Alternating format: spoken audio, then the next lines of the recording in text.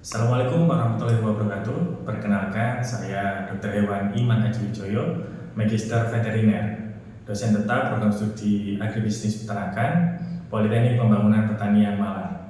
Saat ini saya mengikuti sertifikasi dosen tahun 2025.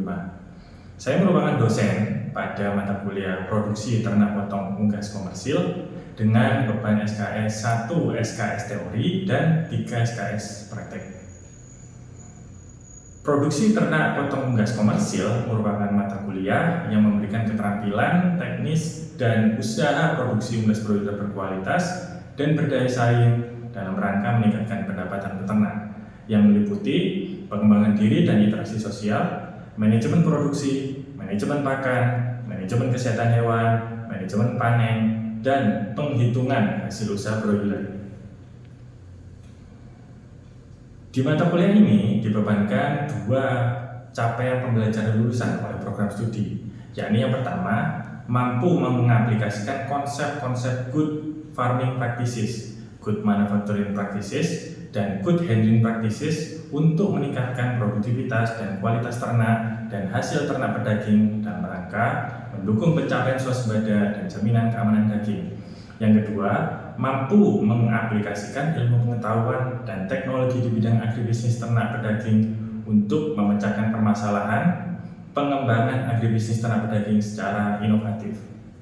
Adapun kemampuan yang diharapkan setelah mahasiswa mengikuti mata kuliah ini, yang pertama, mahasiswa diharapkan mampu menjelaskan perkembangan industri unggas pedaging di Indonesia. Yang kedua, mampu menjelaskan karakteristik dan jenis ternak unggas pedaging. Yang ketiga, mampu menerapkan manajemen perkandangan unggas pedaging. Yang keempat, mampu menerapkan manajemen kesehatan unggas pedaging. Yang kelima, mampu menerapkan manajemen pakan unggas pedaging. Yang keenam, mampu menjelaskan konsep manajemen breeding parent stock unggas pedaging. Yang ketujuh, mampu mengelola unggas pedaging final stock. Yang kedelapan, mampu menerapkan manajemen pemanenan unggas pedaging. Dan yang terakhir, yang kesembilan, mampu mengevaluasi performa unggas pedaging dan kelayakan bisnis unggas pedaging. Untuk sistem dan metode pembelajaran di dalam mata kuliah ini, untuk metode sendiri kita lakukan ceramah, diskusi, dan tanya jawab interaktif dengan para mahasiswa. Adapun aktivitas dalam kelas, kita akan melakukan pre maupun post test dan juga diskusi untuk memecahkan permasalahan-permasalahan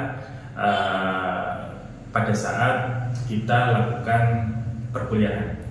Lalu media yang kita gunakan menggunakan PPT dan juga LCD proyektor untuk mempermudah kita dalam mendeliver pesan atau inti dari materi tersebut. Untuk penilaian sendiri, kita mengacu pada surat keputusan Kepala Badan BPSDMP tentang pedoman evaluasi pembelajaran, di mana nilai teori dan juga praktik itu dipisah. Adapun untuk komponen nilai teori ada tiga. Yang pertama UTS dengan proporsi 30%, lalu UAS dengan proporsi 40%, dan juga penugasan maupun kuis dengan proporsi 30%. Untuk nilai praktik sendiri terdiri dari pelaksanaan praktek 40%, unjuk kerja 30%, dan juga hasil maupun laporan 30%. Untuk materi pembelajaran sendiri, ada yang pertama perkembangan industri unggas pedaging di Indonesia. Yang kedua, karakteristik dan jenis ternak unggas pedaging. Yang ketiga, manajemen perkandangan unggas pedaging. Yang keempat, manajemen kesehatan unggas pedaging, meliputi penyakit unggas, pengobatan, probiotik, dan pencegahan maupun vaksinasi. Yang kelima, manajemen pakan unggas pedaging. Berikutnya, konsep manajemen breeding parent stock unggas pedaging. Yang berikutnya, pengelolaan unggas pedaging final stock. Lalu kemudian ada manajemen pemanenan unggas pedaging, dan yang terakhir evaluasi performa unggas pedaging dan kelayakan bisnis unggas pedaging. Sekian pengenalan mata kuliah yang saya ampu. Selanjutnya akan kami tayangkan video pembelajaran klasikal. Sekian, wassalamualaikum warahmatullahi wabarakatuh. Oke, assalamualaikum warahmatullahi wabarakatuh. Waalaikumsalam warahmatullahi wabarakatuh. Masih semangat ya? Masih. Gimana, siap semua? Alhamdulillah. Kelihatan tuh, ini wajah-wajah selesai makan ini ya. Ya, ini posisi siang ya. Saya minta fokusnya teman-teman untuk beberapa menit ke depan untuk bisa saya deliver ya materi pada pertemuan hari ini. Materi pertemuan hari ini kita bicara tentang probiotic growth promotor ya pada Winas. Kita udah masuk ke pertemuan 6. Oke, saya flashback dulu di pertemuan ke-5 ya. Ada yang mau didiskusikan di pertemuan ke-5? Gak ada? Jawab semua ya? Oke ya, sekilas saya bahas terkait pertemuan ke-5. Kemarin kita mempelajari tentang obat hewan ya. Bagaimana kita belajar bersama tentang teknik pengobatan massal ya, dan juga individu. Kalau massal kita pakai apa metodenya? Pemberian melalui air minum ya. Kalau kita lakukan individu melalui injeksi ya. Oke. Sudah pintar-pintar teman-teman ya. Kita masuk ke materi probiotik ini ya. Nah, tujuan perkuliahan untuk pertemuan 6 ini, yang pertama teman-teman semua ya diharapkan ya mampu menjelaskan kebijakan pelarangan AGP ya, antibiotik growth promotor. Teman-teman di sini masih saya terangkan harus paham betul ya terkait kebijakan ya, dinamika kebijakan khususnya peternakan ya, sehingga teman-teman akan terus update ya terkait perkembangan zaman maupun juga teknologi ya, karena kalian paham kebijakannya ya. Lalu yang kedua, mampu menjelaskan pengertian probiotik. Apa sih itu probiotik ya? Lalu kemudian mampu menjelaskan mekanisme kerja probiotik. Dan yang terakhir, kalian diharapkan ya mampu menjelaskan ya manfaat dari probiotik itu sendiri. Sudah siap buat perkuliahannya? Siap. Oke. Nah, ini gambar apa ini? Polisi, ya, security. Kalau dikaitkan dengan judul tadi, kira-kira apa makna analogi?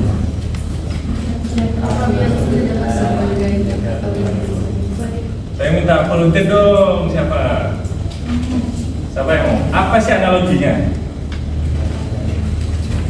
Ya, saya. Kan kita lihat di sini ada security atau polisi yang bertugas di bidang keamanan. Nah, ya kaitannya dengan judul tadi terkait dengan probiotik pada usus. Berarti probiotik ini memiliki peran sebagai keamanan bagi ternaknya, mengamankan ternak dari berbagai penyakit yang menyerang usus tersebut. Betul sekali. Ya, kita beri plus ya. Analogikan demikian ya. Jadi kalau kita bicara probiotik ya, itu kan pasti punya fungsi ya. Jadi fungsinya apa ya? Ya nantinya macam security ini ya. Dia ada andil ya di sistem keamanan tubuh ya. Lalu juga tujuannya apa? Supaya aman ya. Kalau kita bicara polisi misalnya ya, dia bertugas untuk mengamankan apa itu? Wilayah negara ya ke dalam ya, terkait keamanan dan sebagainya. Selain dia mengamankan, efeknya itu kan apa? Ekonomi lebih stabil ya, politik lebih stabil ya, sehingga apa, negara itu juga bisa bertumbuh ya, sama dengan konsep probiotik ini ya. Nanti lebih dalam kita akan ulas ya di slide berikutnya. Nah, kalau kita bicara broiler ya teman-teman ya, gas broiler, maka kalau kita runut dari tahun 2013 sampai 2022 ya, maka growth-nya itu meningkat ya, dari segi populasi maupun produksi ya. Ini kalau kita bicara populasi ya, maka di Indonesia sendiri itu tembus sekitar 3 juta ekor ya. 3 juta lebih ekor ya. 3 juta ekor ya. Nah, lalu kemudian kalau kita bicara produksi ya, maka produksinya pun juga meningkat ya. Mulai di sini sekitar 4 juta ton ya. Ini untuk produksi daging broiler kita. Nah, ini juga ada kaitannya dengan sentra produksi daging. Jadi kalau pemerintah sendiri ya, itu tidak hanya berfokus pada satu lokasi aja ya. Karena supaya semua wilayah ya turut berkontribusi ya terkait ekonomi pertanian, ekonomi peternakan ya, maka dibangun tuh sentra-sentra penyokong. Tapi tetap memang yang menjadi backbone-nya ya, tulang punggung dari produksi daging kita tetap di Jawa ya. Di Jawa didominasi Jawa Barat 23%, Jawa Tengah 19%, Jawa Timur 19% ya. Lainnya tersebar di beberapa provinsi di Nusantara ya. Nah, ini yang kemudian ada anomali ya teman-teman. Nah, bukan anomali yang di YouTube itu ya. Anomali kartun itu ya. Nah, ini ada anomali data di sini ya. Kita tahu bahwasanya trennya itu kan meningkat tuh ya. Mulai tahun 12, 13, 14 sampai 19 itu meningkat. Tapi tiba-tiba dia turun tuh di sini. Mulai tahun 2020, 2021. Ada yang tahu kenapa sih kok di 2 tahun ini produksi ya dan juga populasi broiler ini menurun? Iya. COVID-19. Karena apa? Karena kebutuhan masyarakat itu juga menurun juga ya. Kita tahu bahwasanya kemarin Horeca juga tutup ya, hotel, restoran ya. Itu juga pada tutup, banyak gulung tikar ya, sehingga permintaan daging ayam ya itu juga akan terhambat juga ya. Menurun juga ya. Imbasnya apa ya? Dan kita sekarang sudah perlahan mulai grafiknya meningkat lagi, sehingga perlu ada upaya-upaya strategis ya, baik itu pemerintah maupun stakeholder lain dan juga peternak sendiri ya, dan juga teman-teman kalian, teman-teman semua ya, selaku mahasiswa ya, bisa turut berkontribusi ya untuk meningkatkan produksi maupun produktivitas yang broiler itu. Nah, kalau kita bicara tantangan bisnis ya, ada banyak ya. Kita bicara manajemen pengelolaan ya, dari sisi SDM ya. SDM-nya peternak gimana ya, supervisornya gimana, atau technical services dari perusahaan yang kemudian mengedukasi peternak itu sudah mumpuni apa enggak. Masalah pengelolaan itu banyak sekali ya. Lalu kemudian harga bahan baku, kita lihat bahwasanya harga bahan baku untuk broiler sendiri ya itu kan naik turun ya. Apalagi pakan dan distribusi itu kadang sekarang posisinya tinggi banget, terus turun tinggi lagi gitu ya. Nah, lalu kemudian harga jual ya, harga jual ini kemudian sebagian besar ya peternak mandiri ya itu banyak yang belum tidak. Karena apa? Dia mengharapkan harga jual pada saat panen meningkat ya, atau sesuai dengan prediksi, tapi ternyata tidak ya. Lalu kemudian ada kebijakan pemerintah ya, ini juga menjadi tantangan bisnis juga ya teman-teman ya. Karena apa? Ada larangan AGB. Kita tahu bahwa pemerintah lewat Permentan nomor 14 tahun 2017 ya, itu resmi melarang penggunaan antibiotik growth promotor. Jadi kalau dulu nih ya, kita bicara dulu ya, kalau kita ingin besarin ternak ya, ayam misalnya, kita kasih antibiotik di dalam pakan supaya apa kira-kira? Ada yang tahu? Karena untuk menekan bakteri patogen ya. Ujung-ujungnya ya supaya nggak sakit ya. Tapi tujuannya apa? Bakterinya yang ada di saluran pencernaan ini itu dikurangi, dieliminir dengan adanya antibiotik ini. Nah, tapi ya celakanya ya teman-teman ya, kita kan mengkonsumsi produk daging ya, dimana kalau kita mengkonsumsi produk daging, maka kalau kita memberikan antibiotik pada ternak tersebut ya, lalu itu memiliki withdrawal time ya. Artinya apa? Dia akan teresidu ya, di dalam produk tersebut. Dalam hal ini adalah daging. Ya. Sampai berapa lama? Macam-macam tergantung antibiotiknya. Ada yang 5 hari, ada yang 10 hari, dan lain sebagainya. Nah, kalau kemudian kita berikan antibiotik, ya, lalu kemudian sebelum dipotong, dikasih antibiotik, maka kita selama ini mengkonsumsi antibiotik. Ujung-ujungnya apa yang khawatirkan? Iya, resistensi antibiotik. Nah, solusinya gimana ya? Kita bisa memanfaatkan bahan-bahan alami yang kemudian kita butuhkan ke dalam makan ya.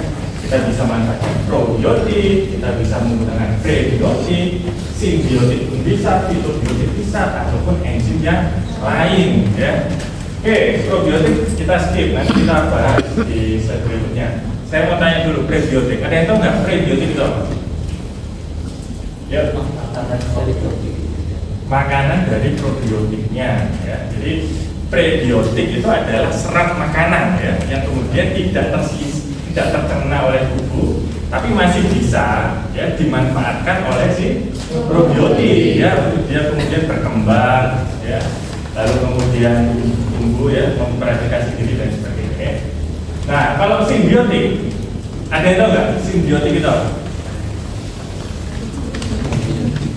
Ada yang tahu nggak simbiotik itu apa? Kalau simbiotik itu adalah kombinasi antara probiotik dan prebiotik ya. Jadi kalau probiotiknya itu kita masukkan secara terpisah ya, ini namanya probiotik prebiotik. Tapi begitu kita kombinasikan, ini namanya adalah simbiotik ya. Kalau fitobiotik, ada yang tahu nggak? Wah, ini apa lagi nih tuh? Ada simbio, ada fito.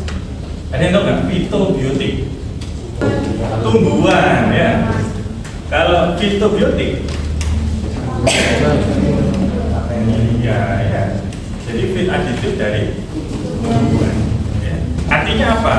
Tumbuhan-tumbuhan fitobiotik itu adalah jenis tumbuhan ya, yang kemudian bisa kita gunakan, yang kemudian tumbuhan tersebut mampu atau memiliki efek antimikrobial ya. Jadi dia misalnya apa, limpa, jahe, lembuas ya. Nah, itu kan punya efek-efek apa itu untuk menekan pertumbuhan bakteri ya. Nah, ini kemudian bisa kita gunakan itu tanaman apa namanya. Nah, lalu kemudian beberapa enzim lainnya, contohnya apa? Misalnya enzim protease ya. Nah, untuk kemudian menurunkan protein ya, proteinase. Lalu kemudian apa lagi? Selulase, amilase dan lain sebagainya ya. Nah, itu yang kemudian bisa kita tambahkan ke dalam pakan untuk apa? Dan itu tadi solusi supaya pertumbuhan broiler itu tetap meningkat ya. Nah, sekarang apa itu probiotik sekarang? Tanya, ada yang tahu? Apa itu probiotik? Probiotik, ada yang tahu probiotik itu?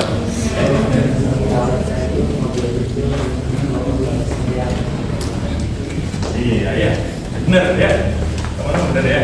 Jadi probiotik adalah mikroorganisme ya, yang kemudian kalau kita konsumsi ya, itu membawa manfaat pada kita ya. Tentunya manfaat kesehatan gitu ya. Ini ada beberapa jenis bakteri ya, teman-teman ya. Yang pertama ada bakteri asam laktat ya, yang kemudian bisa dipakai sebagai probiotik ya.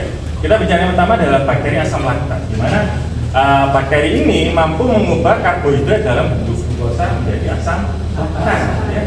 Dia akan menjadikan asam laktat, sehingga apa? Suasana pencernaan ini menjadi lebih asam. Ini ya. Contohnya apa? Lactobacillus, Acidophilus ya, Casei dan lain sebagainya. Ini adalah jenis-jenis bakteri asam laktat ya. Lalu ada bakteri spora ya, di mana bakteri spora ini dia akan membentuk spora ya, teman-teman ya. Nah, spora ini ya, bakteri ini dapat menghambat urik asid ya menjadi amonia. Jadi dia akan menggunakan urik asidnya ini untuk dia kemudian hidup. Ya. Jadi amoniaknya ini bisa berkurang nantinya dengan adanya bakteri spora ini ya. Contohnya apa? Bacillus cereus ya, Mycoides dan lain sebagainya. Yang bentuknya basil ya. Basil itu kotaknya. Nah, lalu kemudian ada jenis jamur ya, yang kemudian teman-teman bisa gunakan ya. Contohnya apa? Saccharomyces. Saccharomyces jamur ya. Nah, cara kerjanya gimana probiotik ini ya? Cara kerjanya yang pertama ya, itu adalah kompetitif. Artinya apa? Dia akan bersaing dengan bakteri patogen. Begitu kita kasih bakteri probiotik ya, atau mikroorganisme probiotik, dia akan bersaing tuh sama bakteri patogen ya. Nah, sehingga siapa duluan yang kemudian bisa nempel di dinding usus ya, maka bakteri yang lain akan mati. Bakteri lainnya ini apa? Patogennya. Jadi diharapkan begitu kita grojok ya probiotik, maka probiotiknya makin banyak bakteri tersebut ya. Sehingga mereka duluan tuh yang bisa nempel di dinding ususnya. Jadi yang patogen nggak kebagian ya, nempel di dinding usus. Sehingga perlahan dia akan mati gitu ya. Yang pertama. Lalu yang kedua adalah dysbiosis. Artinya apa? Penyeimbangan mikroorganisme yang ada di usus. Ya. Jadi kalau dalam misalnya ya, kita mengalami fenomena ya dysbiosis ya, artinya ketidakseimbangan ya dalam usus ya, maka kita perlu probiotik untuk apa? Untuk menyeimbangkan kembali ya. Dengan apa? Dengan jumlahnya itu tadi ya. Nah, lalu kemudian yang ketiga, dengan cara apa? Antagonis. Probiotik ini ya, dia itu akan menghasilkan yang nama asam organik ya. Akan menghasilkan asam organik, hidrogen peroksida ya. Lalu yang kedua, konsumsi pakan yang berlebihan. Kalau kita lihat di sini ya, di perlakuan P3 dengan dosis 7% ya, itu mendapatkan rata-rata 148 ya, gram per ekor per hari. Beda jauh dengan yang perlakuan lainnya. Ya. Kalau P2 ini mendapatkan dosis 5%, yang P1 3% ya. Lalu kemudian P0 adalah kelompok kontrol. Kalau dibandingkan antar perlakuan, ini beda nyata semua ya. Kalau kalian lihat antara P3 dengan P0, ini kan bedanya jauh. Ini 182, sedangkan P3 hanya 148 ya. Artinya akan lebih hemat pakan ya, efisiensi ya. Nah, dilihat lagi di bobot badan ya teman-teman. Ini kalau kalian lihat dengan pakan yang hanya 148 gram, mampu mendapatkan bobot badan yang jauh dari perlakuan yang lain, apalagi kontrol ya. Kontrol hanya di 1771 pada saat panen. Sedangkan ya, yang diberi probiotik itu tembus di angka 2 kilo, 2,2 ya. Nah, dilihat lagi di pertambahan bobot ya. Ini mampu meningkat di 257 ya. Dan yang terakhir kalau kita bicara efisiensi ya, maka FCR ini yang menentukan ya. Nah, semakin rendah FCR maka semakin baik ya. Nah, ini kan ada 1,4 ya, FCR-nya. Sedangkan yang kelompok kontrol hanya 1,8 ya. Nah, di sini juga ternyata mampu meningkatkan penyerapan usus ya, si probiotik ini. Ini juga saya ambil dari jurnal ya, jurnal kami ya. Nah, di mana di sini ternyata mampu meningkatkan ya, baik itu panjang ya, dan juga berat dari usus ya. Duodenum, jejunum, ileum, semuanya beda nyata ya. Nah, manfaat lain ternyata ya, kualitas dagingnya itu juga meningkat loh ya. Ini kebetulan saya riset juga dengan Pak Joko ya, dan juga senior di di tahun ini ya teman-teman ya. Nah, di mana ya perlakuan ini untuk kadar nilai pH ya cenderung di P3 itu 5,4 ya.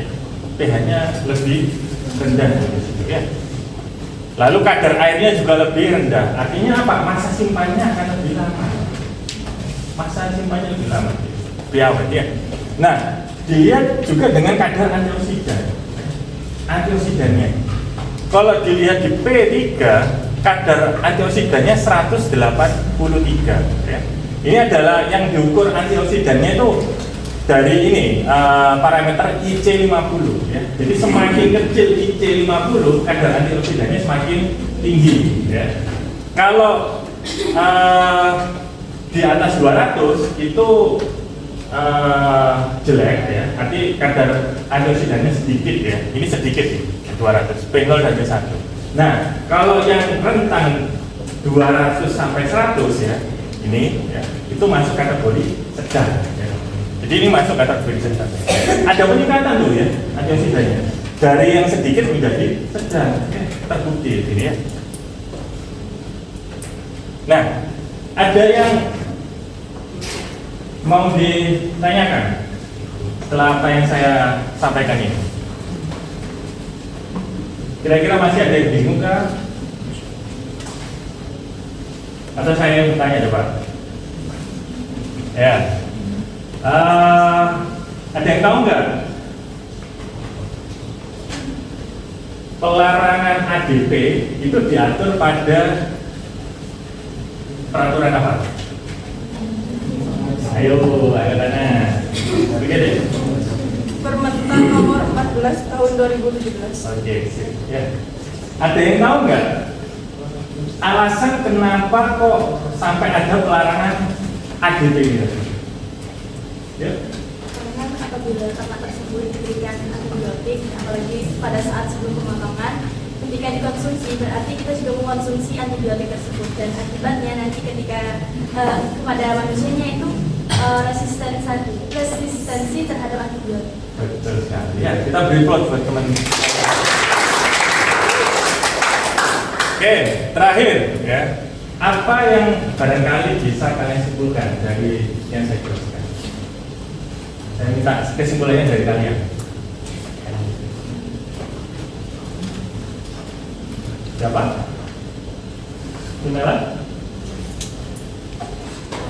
Kita sebetulnya sifat bisa menilai menyimpulkan dari yang telah dijelaskan ini tadi bahwa probiotik ini gunanya untuk menjadi antibiotik yang dimana bermanfaat dalam pencegahan penyakit yang nantinya juga akan berkesinambungan dengan kesehatan manusia, karena manusia itu sendiri mengonsumsi produk dari pemberian pakan di hewan ternak itu yang menggunakan probiotik. Maka dari itu dalam materi yang dijelaskan bahwa menjelaskan juga bahwa antibiotik itu memang bagus dalam pencegahan penyakit, akan tetapi mengakibatkan resistensi yang nantinya juga akan mempengaruhi kesehatan pada manusia. Oke, makasih ya Pamela ya. Iya, kalau untuk resistensi ini probiotik tidak menyebabkan resistensi ya. Tadi yang antibiotik ya, kalau probiotik tidak menyebabkan resistensi ya. Oke, terima kasih. Ya, ini adalah kata-kata hari ini ya. Jangan pernah meremehkan hal-hal kecil ya, seperti mikroba probiotik yang tidak terlihat. Mereka bisa membawa perubahan besar bagi kesehatan. Begitu juga dengan usaha kecil yang kalian lakukan hari ini. Itu bisa menjadi langkah besar menuju masa depan kalian.